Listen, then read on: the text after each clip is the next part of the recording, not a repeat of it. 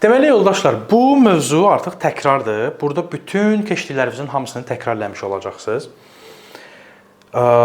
Bu təkrarı, bunlar təkrardan onsuz da bilirəm, bu keçin o birisindən imtahanı verin falan. Elə deməyin.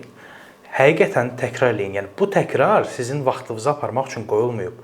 Bu təkrar sizə lazımdır deyə qoyulub. Biz 5 ildir tələbələri analiz edirik. Artıq bəlkə də siz bu videoya baxanda bu 6-cı il, 7-ci il olmuş olacaq.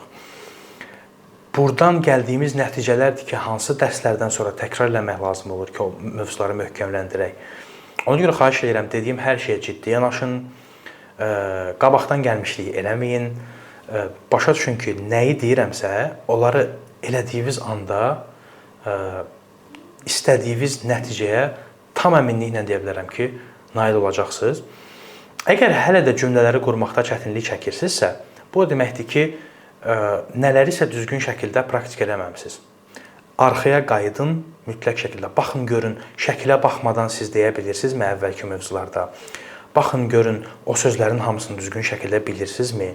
Baxın, görün, əvvəl keçdiyimiz dərsləri tam şəkildə mənimsəmisinizmi? Yoxsa elə, bu dərs yadıma düşdü deyirsinizsə, demək ki, siz onu hələ mənimsəməmisiniz.